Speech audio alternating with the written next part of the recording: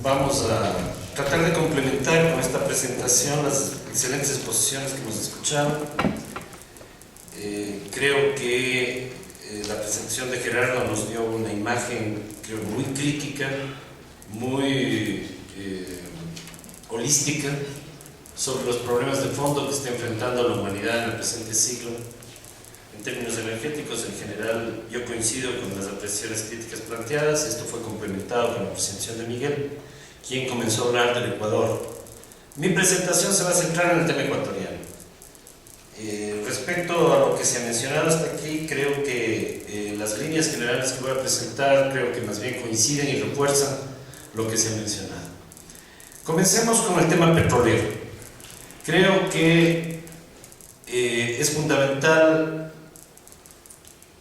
ver una perspectiva de mediano y largo plazo sobre el futuro del petróleo en Ecuador. Evidentemente el petróleo no es todo el tema energético, pero ciertamente el Ecuador desde 1972 ha dependido de las exportaciones de petróleo. En la actualidad el petróleo representa aproximadamente el 58% de nuestras exportaciones, más o menos el 25% del gasto público, de tal manera que es un elemento vital en la economía. Aquí hay una pregunta fundamental que se ha planteada tanto a nivel global como en el caso ecuatoriano, el problema del pico de Hoover. Vamos a hablar un poquito de eso. Siguiente. Yo no les he traído una presentación estructurada, simplemente les he traído algunos datos y sobre esa base vamos a hacer algunas reflexiones. Carlos, tú tienes el ya, perfecto. Ya. Bueno, el primer punto, aquí tenemos un gráfico que nos ilustra la evolución del ingreso por habitante en el Ecuador, desde 1950 en adelante. Y un punto clave que yo creo que es importante mencionar es el siguiente. Por lo menos desde 1982 en adelante, aquí tenemos tres periodos. La fase bananera fue antes del inicio del boom petrolero, luego tenemos el boom petrolero que está en celeste, y finalmente la fase de ajuste neoliberal que termina en el 2006 y la fase actual. Es muy claro que si analizamos la evolución de esta curva que nos da el ingreso por habitante, encontramos que el Ecuador casi no ha crecido económicamente en términos de ingreso por habitante desde 1982. Hay un crecimiento en los últimos años, ciertamente el año pasado tuvimos un crecimiento excepcional, por razones que no vamos a discutir en esta exposición. Creo que ese crecimiento no tiene demasiadas bases para sostenerse, al menos con niveles altos en el mediano y largo plazo. Este es un primer punto. Pero ¿qué pasa con el consumo de energía?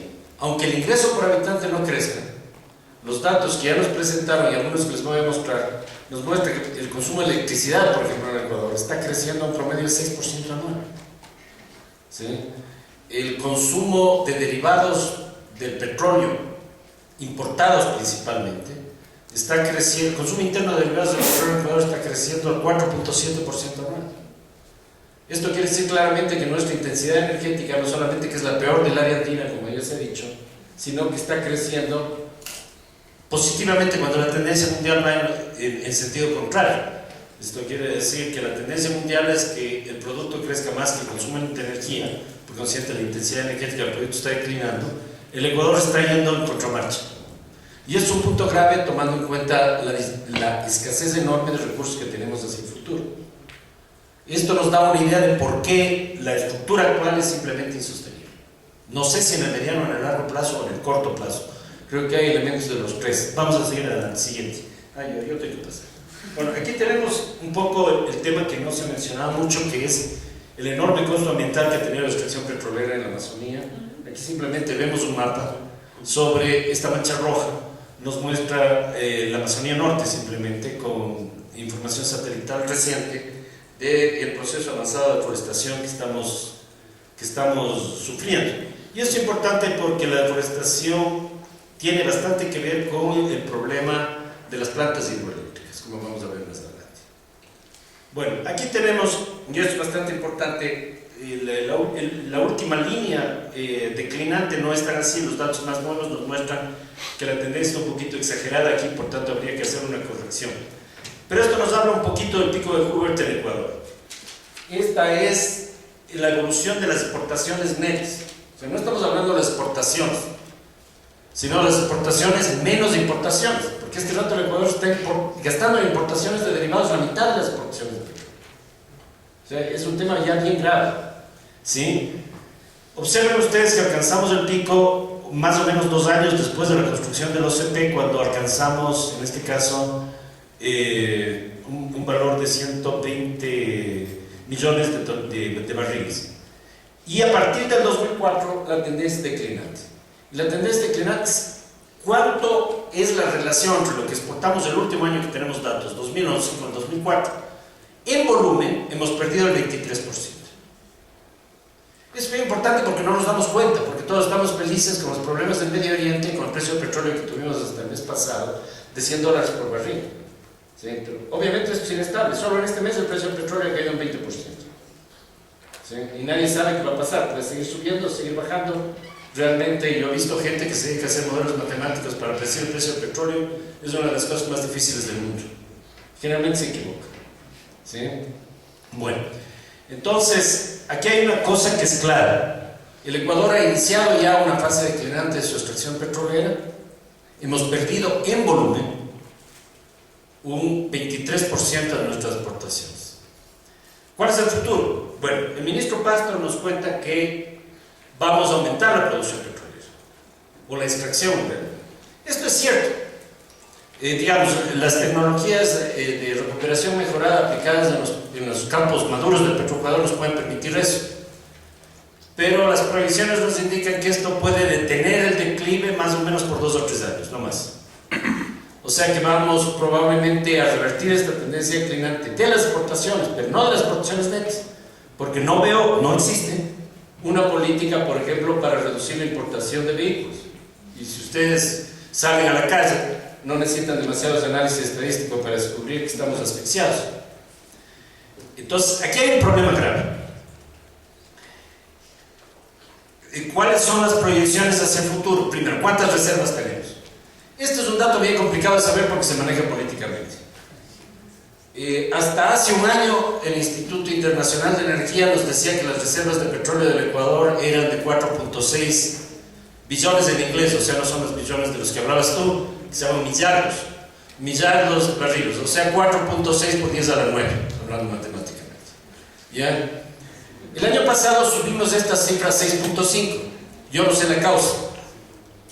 Probablemente tiene que ver con los estudios de la capacidad de recuperación de los campos maduros. Esa es mi interpretación, pero no hay una explicación. Aceptamos que sean 6.5, primera cosa. O sea, vamos a poner la estimación más alta de las reservas posibles que tiene el Ecuador.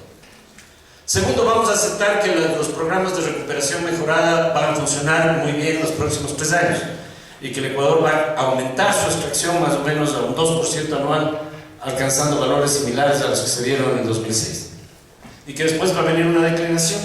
Vamos a asumir además que las reservas petroleras no son 6.5, sino eso más un 20% que se descubrirá en los próximos 20 años, ¿sí? Con todo eso, y además vamos a suponer una cosa adicional, que vamos a racionalizar el consumo interno de combustibles. Por ejemplo, vamos a reducir el subsidio de los combustibles o eliminarlo, cosa que yo creo que tarde o temprano se va a hacer por necesidades económicas, ¿sí? Segundo, vamos a suponer que el desarrollo de fuentes energéticas renovables, como está planeado y como se está haciendo, por ejemplo, las grandes centrales hidroeléctricas, etc., van a reducir el consumo de diésel y el consumo de derivados de petróleo, gas natural, etc. Con todos esos supuestos, nos convertiremos en importadores netos de petróleo en un momento entre el 2042 y el 2048, bajo los supuestos más optimistas. Si seguimos como ahora, el dato que nos presentaron es el correcto, 2030.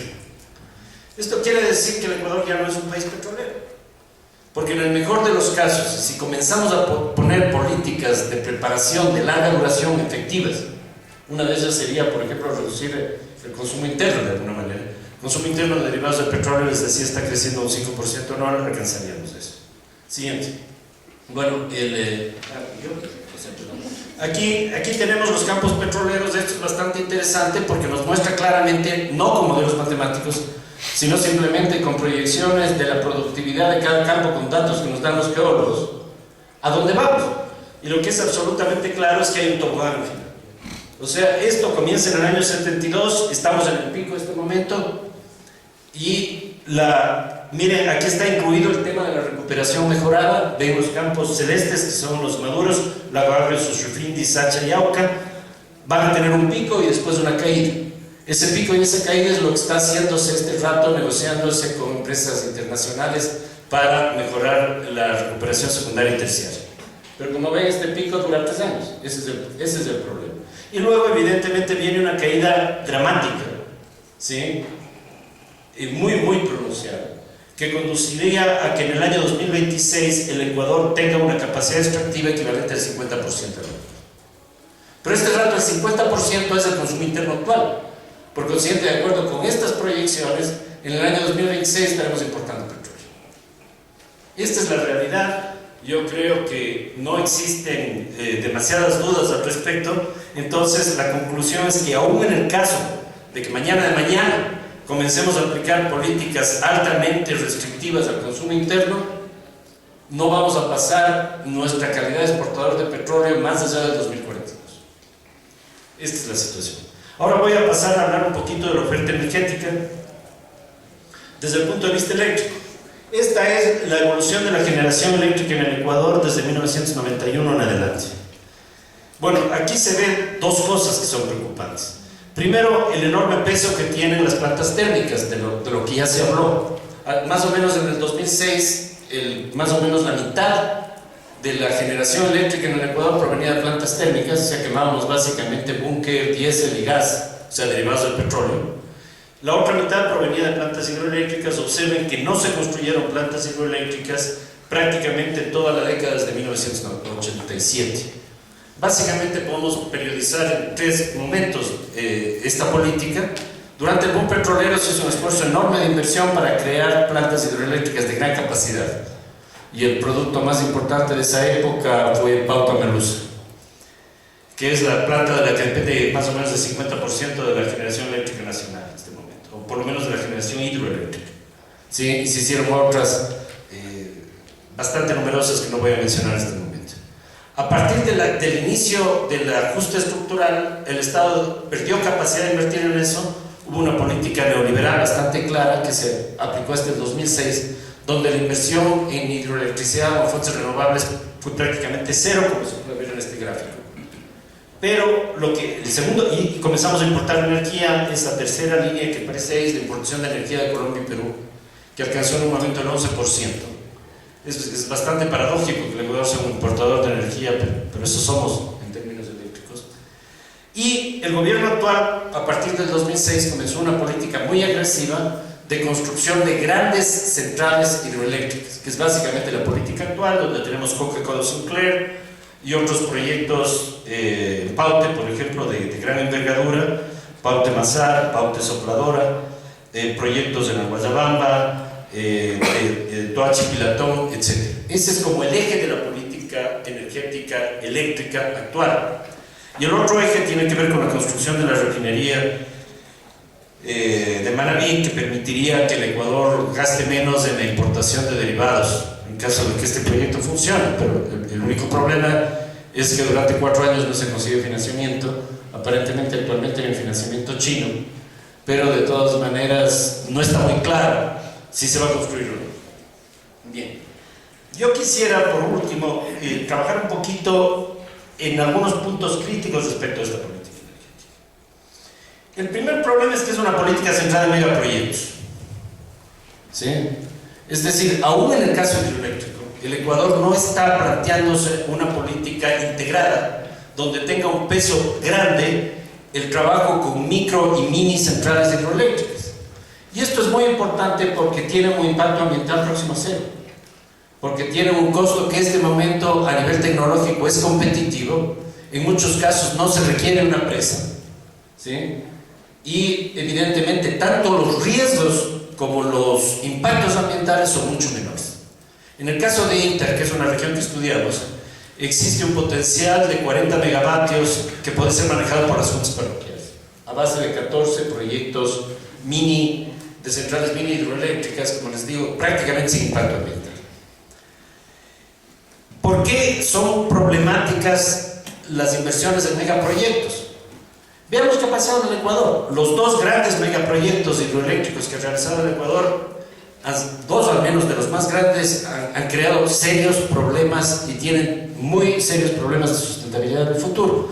Paute, les había hablado de eso. Paute Malusa tiene un problema de sedimentación que ha conducido prácticamente a la eliminación del potencial de reserva de la represa, y su vida útil está contada. Digamos, eso es una consecuencia de un problema de falta de manejo. Por eso la deforestación es importante, ambiental de la cuenca.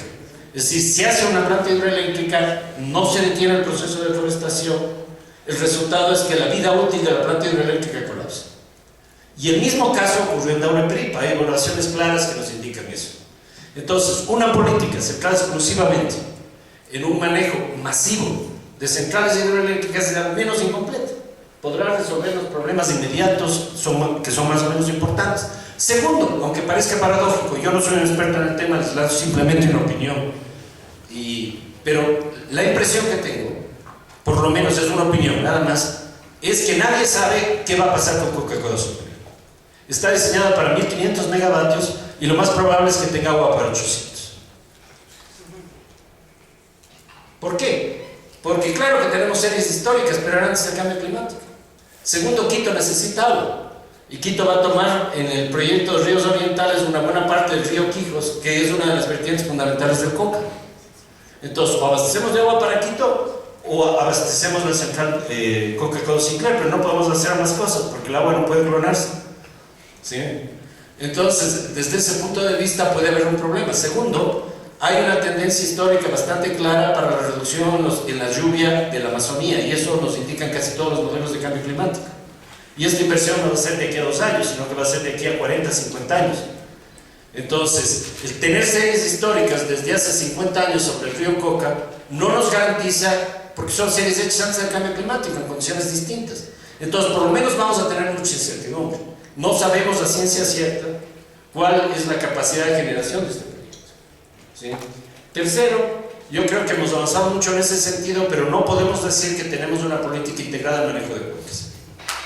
O sea, no tenemos una política para la deforestación claro, tenemos la reserva de la Antisana, tenemos la Cayam de Coca, una cantidad de cosas, pero de todas maneras, esto es una zona afectada por la deforestación. De tal manera que no es muy claro que logremos hacer un manejo adecuado de esa cuenca. Y esta no es la única cuenca que está en discusión. Tenemos Toachi-Pilató, tenemos el caso de Guayabamba, donde hay un problema muy serio con las aguas no tratadas de los sedimentos de Quito, que hace casi inviable la construcción de plantas hidroeléctricas, etcétera, etcétera. Entonces, desde ese punto de vista hay una debilidad. Tercero, aparentemente, más allá de las declaraciones, por lo menos viendo los datos, al parecer el Ecuador no tiene una política sobre energías renovables no convencionales. El potencial de uso de la energía eólica en el Ecuador no está medido, no tenemos un buen mapa de vientos todavía, pero creo que es un potencial muy alto y hay muchas razones para suponerlo. ¿Sí?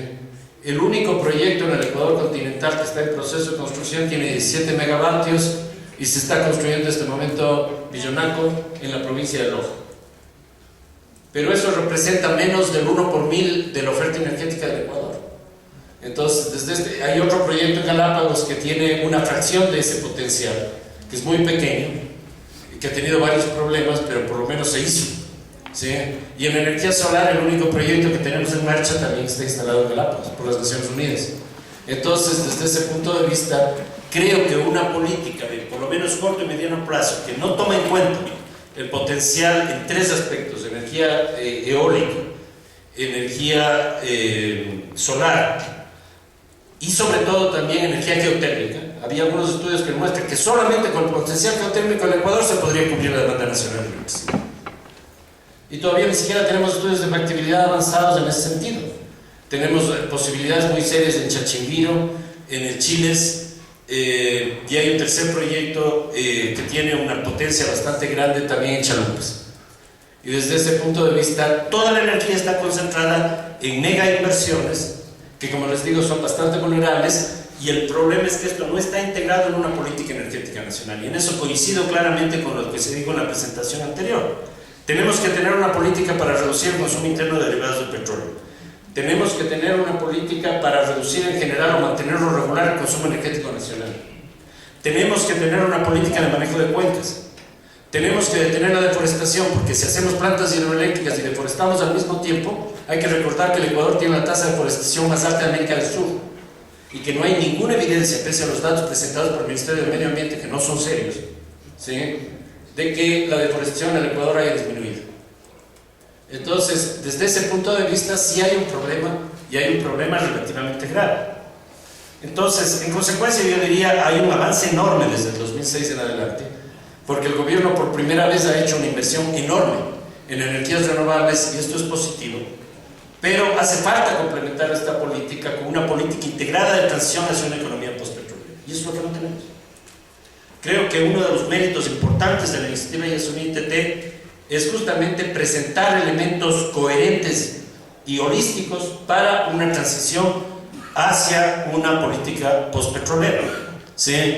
Desafortunadamente, esto no forma parte de un núcleo articulado de las políticas nacionales e internacionales del Ecuador, sino que esta propuesta, si bien ha sido aceptada y promovida por el gobierno, no se ha integrado coherentemente dentro del conjunto de las políticas energéticas del Ecuador. Y desde ese punto de vista, sí, al parecer, existe una debilidad. Esto es lo fundamental que quería mencionarles. El último punto: si el Ecuador sigue en su modelo actual, hay que pensar que es un modelo intensivo en energía. Por ejemplo, la minería en gran escala tiene un uso de energía gigantesco, ¿sí? Pensemos en uno de los proyectos, no voy a mencionar cuál. Si estamos pensando extraer 2 millones de toneladas de cobre, con la ley que tiene esta reserva, estamos pensando en dinamitar, moler y procesar 600 millones de toneladas de roca, y esto es extremadamente intensivo en el uso de energía. Entonces, si entramos por la opción de la minería en gran escala, evidentemente la cantidad de energía que vamos a requerir es gigantesca, ¿sí? Y vale la pena preguntarse de dónde la vamos a sacar, ¿sí? Este es un punto importante, tomando en cuenta todo el panorama que les había mencionado. Muchas gracias.